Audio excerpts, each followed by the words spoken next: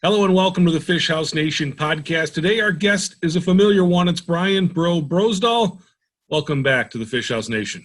Hey, thanks for having me, Chris. How you doing over there? Just living the dream. It's always fun to have you on the show, and I'm looking forward to today's conversation.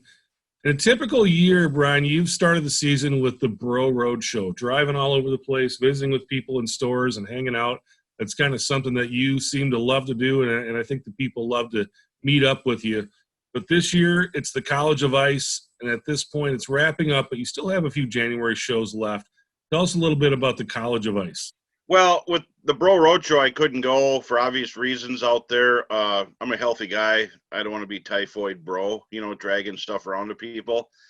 Probably a liability somewhere. So Chris Russell is the marketing guy for Frayville. He and I talked way back in July about maybe doing virtual and maybe a few less stops. So I'm not, and we talked about a virtual show, but I want it to be like the Bro Road Show where we involve retailers, products, factories, and then people.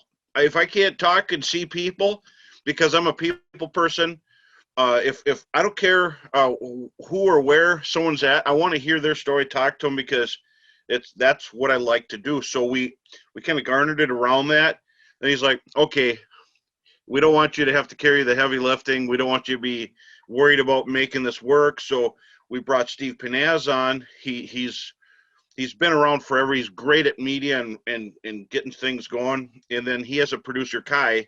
And between all of this, we want to keep it Brocho-esque.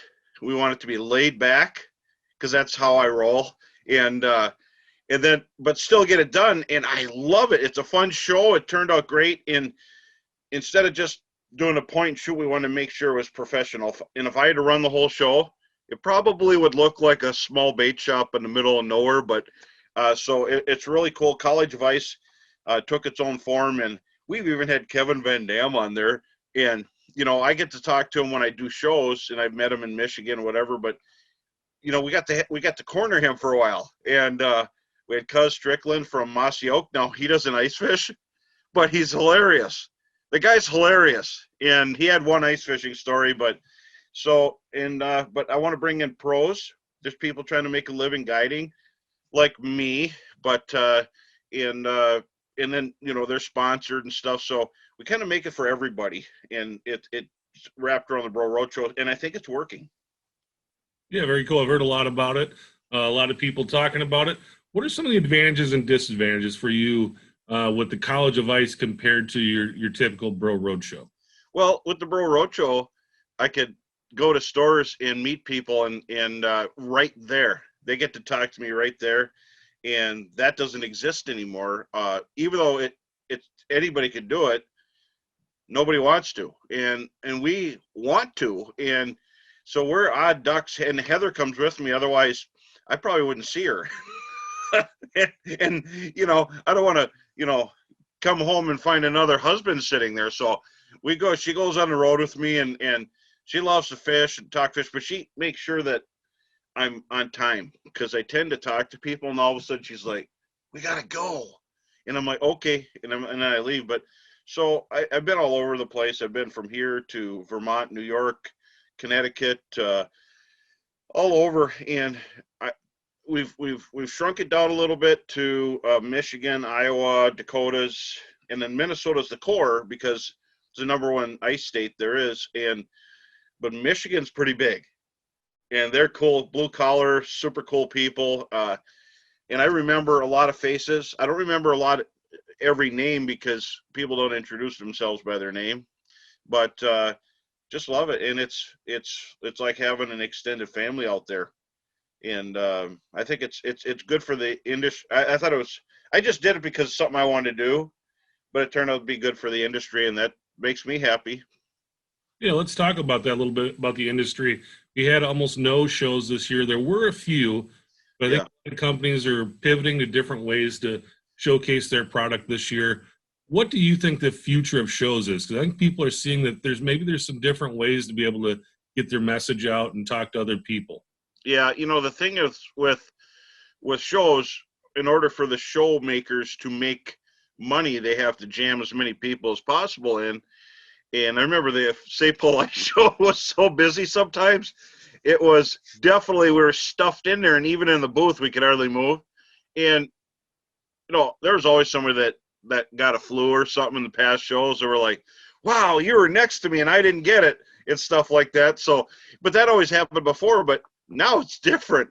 I don't know if these new bugs are flying through lead or what, but I don't see that we could really go back to that kind of jam session full of people. But if they come up with the right little shot of this or that, maybe we can get back to some normalcy, or just let so many people in at a time, or extend the days. And but I think we're going to get back to the swing of things, but not 100%, but I would say at least 50%, either by next year or the year after. And I'd like to get back on the road and visit with people, and I promise I won't cough on anybody, and we'll get back to that. But College of Ice is just fun. I enjoy doing it, and a lot of times I come onto the show right after I got off the ice, so I'm pretty rosy cheeked and still warming up my fingers as I'm doing the show, and just love it. Yeah, you're probably getting a little more fishing in, less windshield time, more fishing time with that. And that's the other thing I wanted to talk about. We've been talking about all the drawbacks to this COVID situation and kind of what we've lost. But the positive side seems like there's more people out getting back into the outdoors. Open water fishing had a record year this year. What do you think it's going to look like out on the ice this winter? Or you think you're going to have more and more friends out there with you? Oh, absolutely. If I predicted this summer, if you could roll a marble across the ice, and we make lots of ice up here, that no one's going to be on shore anymore. It's just going to be villages out there, and it's awesome. I love it.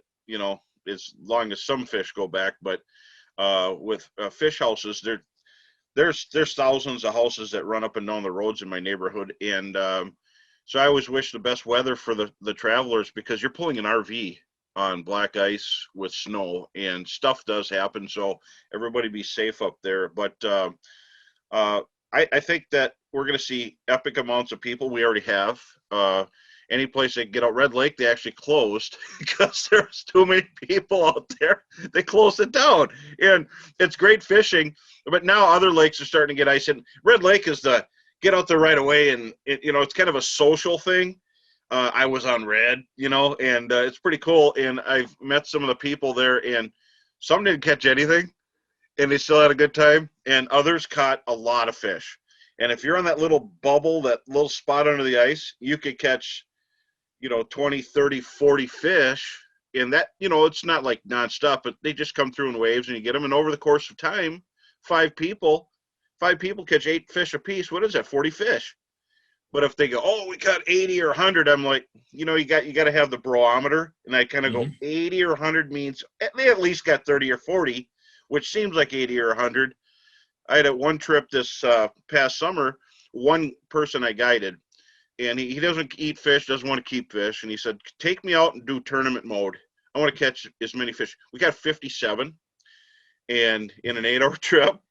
And that doesn't sound like much, but how many times you get cut, and how many fish come off, and how many hook sets you do, it's a lot of fish, man. My fingers were bleeding, and he'd never seen anything like it. And he goes, what do we get, 100? I had a clicker, and I go, 57. He thought we had 100. Yeah. I think we should kind of get together and set up a business.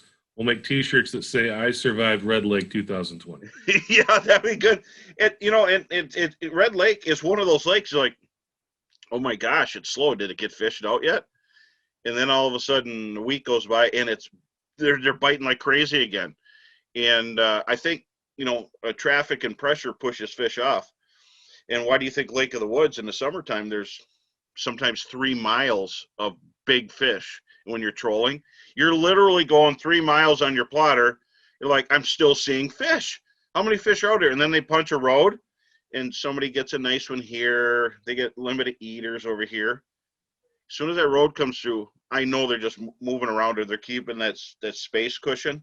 So that in itself is kind of a helpful thing. But you know, tons and tons and thousands of thousands still get harvested, but those big ones, they're obviously not there, because people will be catching 30 fish over 25 inches up to 31 pretty easy when you're on that giant mega school. And I've been fishing Lake of the Woods long enough to know that when they punch that road and people are driving down it, those fish keep the giants keep their distance, but some of them sneak in and get caught. But there's a lot more fish in that lake than people know. And the same with red. You know, they just get kind of pushed out and they come back. So I don't think it gets fished out. I just think they get spooked, and sometimes people will just move, and it's not always out to the res border. Sometimes it's just north, south, or in towards shore again. And so Red Lake is like, it's a big flat. So basically, people just like a vacuum cleaner going across the room, just clean off the fish. And the fish kind of imprint on an area out there. You know, it's just a flat mud and sand thing with a few rock strings in it. And the fish are there because walleyes of that size structure, you know, the 17s or less, and a few bigger ones, they still eat insects. And there's still probably some spot tails around. But there's always going to be fish in these large bodies of water. Yeah, I'm glad that you've kind of been talking the way you've been talking, because I wanted to ask you this. People see you, they think, hey, that's Brian Brosdahl, ice fishing superstar. But when you're not signing autographs and people are just hugging you and just ogling over you, you're guiding. Yeah. Doing the work out there. Well, what is your favorite part about guiding? Well, I like the people. I mean, I have guide clients that I've had for 20 years, and predominantly most of my guiding's in the summer now, because of all these things I'm doing now. Even without the Bro Roadshow, I'm doing something like doing multiple things today. I'm doing multiple things yesterday. Sometimes I don't get to leave the office, and so wintertime isn't like summertime. My summertime is full as I could be. Winter, obviously, I can, but I only have so many dates, you know, here and there. And but it's nice to meet the people and be with them. And in the summertime, they're in a boat right next to me all day long. And in the wintertime, it's a little different. I set them up, then I always look for the next spot. I'll fish with them a little bit there, but I'm not there to take their fish. And there's only so many fish on that spot. So I'm always looking, because I know the spot's going to cave in, or the bite's going to stop.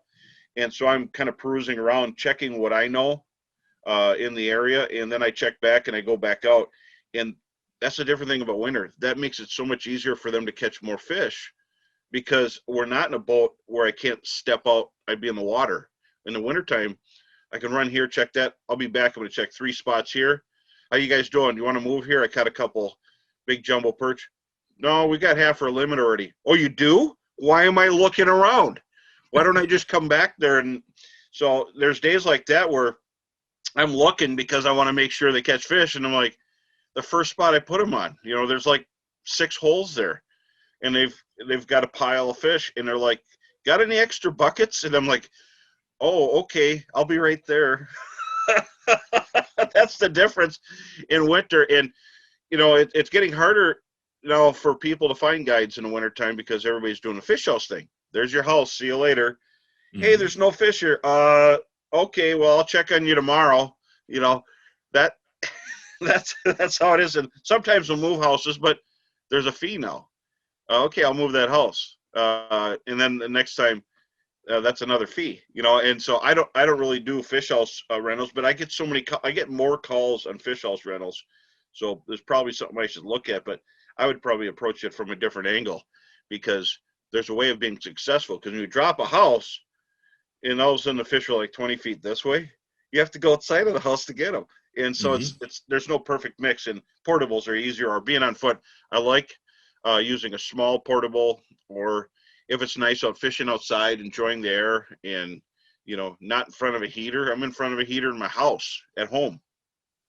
Yeah. What you get to go out there when you're doing this guiding, you get to see kind of the common man out fishing. You're not fishing with guys like you or guys who are really experienced. A lot of times people are hiring guides. They just want to be taught how it goes. What's probably the most common mistake that you see the average ice angler make on the ice? Well, not using life examples to help them that day, uh, until they're driving home and they realized, wait a minute, we got them in 18 feet and we're out fishing in 25, um, or thinking that the only spot there is the spot that the guide took us. I see that all the time, and I switch vehicles just so I don't, for the fish's sake. I mean, you lose a spot and it gets fished for 2 weeks. How many fish come out of that spot? Like a huge amount. And but it's don't just think there's one spot, even the guide spot. Look at what they're fishing, and then expound from there. And I just put that down in Midwest Outdoors. It's always about using your. I just wrote it yesterday. Just using your examples and your clues to kind of find your own stuff. Then when you find it, those fish until you get found are your fish to have fun with and cherish, enjoy, have a meal of fish, and or catch and release. If they're not too deep. If they're deep, we definitely can't sort fish. And even if it took you 2 hours to put your fish house on the ice, if you're in deep water, when you hit your limit, you can't throw anything back. You can't fish anymore. And I've gone into fish houses that have been sitting there for a day or two and talked to them, and they had a clicker and they had like 200 crappies in 45 feet of water. I said, guys, every one of your fish died. Oh no, we watched them go down. We dropped an aqua view. I said, did you drop it all the way to the bottom? A lot of times fish will go to the side and sit under the ice. Well, lo and behold, later that winter when the ice was melting, there they all were floating under the ice. And I've never seen them do that again. Next, sometimes it's better even just to not drop your fish house. If you just want to get a limit of crappies, if you're in deep water or perch, just get catch cover the sleeves. You drop the catch cover sleeves down. You don't have to drop your house. You don't have the wind coming in. Catch your fish, and you don't have to go through that big thing. And but outside of that, yeah, if you're in deep water, I like shallow fish. Under 23, 22 feet. If you could find them, there's a lot of lakes that have them. As a matter of fact, I've been fishing some lakes that the fish aren't going deep this year because the weed growth is still kind of holding on. It's going to die now. It seems every day we get a little bit of snow, and we have 5 inches of ice in some places, like the Bemidji Lake, as an example, has 5 inches of ice on the north end, and the south end has 11. But we don't know about the middle. But so it's foot travel, ATV travel on the north end as you're drilling, but on the south end they're taking small vehicles like Geo or Chevy trackers, little grocery getter kind of cars, little wagons and stuff, or tiny trucks in.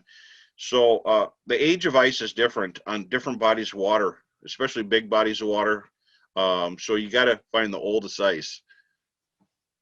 Do you have any ice fishing superstitions? Yeah, I do. I have a feeling sometimes if a camera comes out on the ice, something's going to happen. It used to be the kiss of death. If somebody pressed the camera where I'm shooting a show, kiss of death. You would go up to Lake of the Woods the day before, they're just racing up the hole in their big fish. That day, you catch 4 small saugers. And you have to hold them out like this. Yeah. So, not anymore, though. This year, I was shooting with Bill Linder, and he hit play, and I got a walleye that was over 30. It was just a monster, and I've had just a great year as far as shooting, and it's because the fish are more active. And going back to that Red Lake thing, I think we're driving past the fish a lot of times. Because in the summertime, there's times where you're fishing, you have to be careful because if you turn right too much, you hit sandbar, and we're catching fish right there where your trolling motor could almost hit. And in the wintertime, are they going to forget those spots? No. But one thing you got to be careful this year, there's a new thing to keep in mind. We didn't have cold weather for long, and then the snow came. So shoreline areas are actually the most dangerous now. That stuff out there, a lot of it, even the open spots that were venting a week and a half ago, they froze over and had a couple cold nights that really made ice faster than the surrounding areas. But the shoreline's still warm. Cattails and muddy areas, sandbars.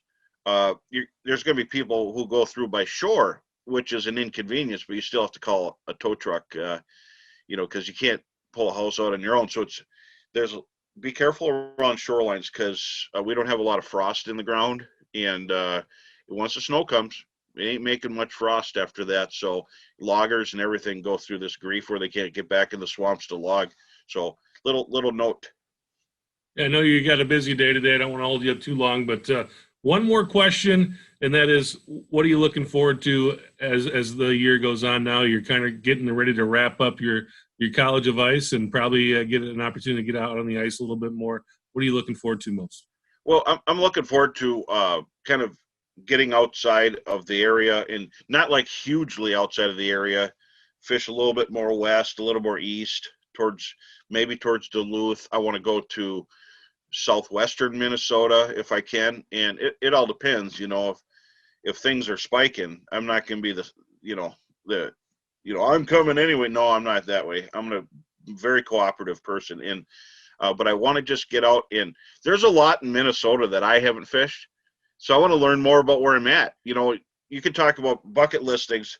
I want to fish for grand time in Siberia, which is like a big salmon, or you want to go fish for some trout off of Kodiak Island. I want to know more about what's in Minnesota before I go outside of Minnesota. And I fish Devil's Lake, though, is not like, too adventurous to me because 4.5 hours away, and I've been there so much, it's like being around here. You know what I mean? And but that's a fun body of water. If you're not looking for big piles of meat and you go off the beaten path and you fish differently because you're not looking for a bucketful, you're just looking for big stuff. That's another fun location, not just for me, for everybody, because it's super ginormous. So you can go there and never see anybody. And if you have to fish by people, that's a great place because there's a lot of people out there. But if you don't have to fish with people, drill a lot of holes. And remember, a little bit of advice, wherever you go, I use Razor augers now. They make 4-inch, they make 8-inch augers, and it's just on a drill with a chuck. You just drill the 4-inch auger like they do in the professional ice tournaments. If you can get a camera down, you can get a transducer down looking for fish, it's way less work. You're making way less stuff for people to find and see.